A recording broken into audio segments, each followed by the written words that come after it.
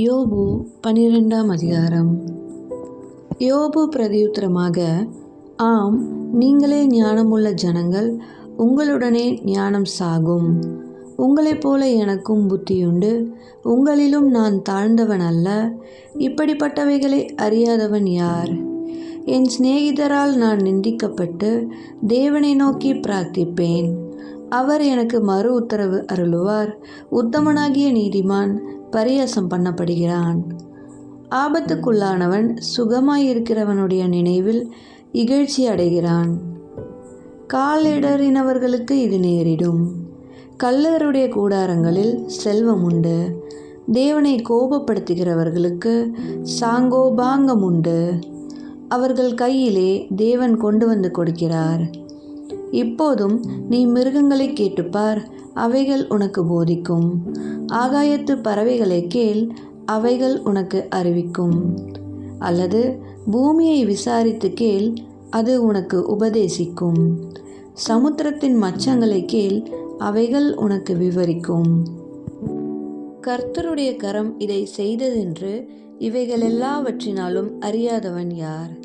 சகல பிராணிகளின் ஜீவனும் மாம்சமான சகல மனுஷரின் ஆவியும் அவர் கையில் இருக்கிறது.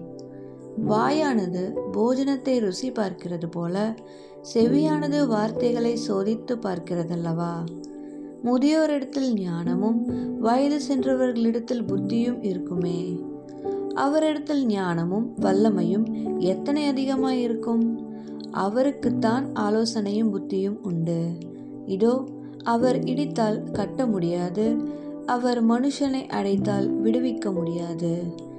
இதோ, அவர் தண்ணீர்களை அடக்கினால் எல்லாம் உலர்ந்து போம். அவர் அவைகளை வரவிட்டால் பூமியை கீழது மேலதாக்கும். அவரிடத்தில் பலனும் ஞானமும் உண்டு. மோசம் போகிறவனும் மோசம் போக்குகிறவனும் அவர் கையின் கீழ் இருக்கிறார்கள். அவர் ஆலோசனைக்காரரை சிறைப்பிடித்து நியாயாதிபதிகளை மதிமயக்குகிறார். அவர் ராஜாக்களுடைய கட்டுகளை அவிழ்த்து அவர்கள் இடுப்புகளை கச்சை கட்டுகிறார். அவர் மந்திரிகளை சிறைப்பிடித்து கொண்டு போய் பலவான்களை கவிழ்த்து போடுகிறார்.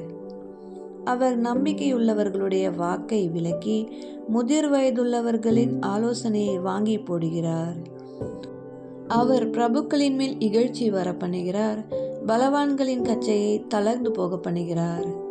அவர் அந்தகாரத்தில் இருக்கிற ஆழங்களை வெளியரங்கமாக்கி மரண இருளை வெளிச்சத்தில் கொண்டு வருகிறார். அவர் ஜாதிகளை பெருகவும் அழியவும் பண்ணுகிறார். அவர் ஜாதிகளை பரவவும் குறுகவும் பண்ணுகிறார்.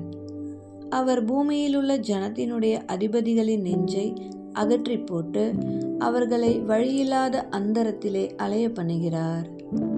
அவர்கள் வெளிச்சமற்ற இருளிலே தடவித் திரிகிறார்கள். வெறித்தவர்களைப் போல அவர்களை தடுமாறி திரிய பண்ணுகிறார்.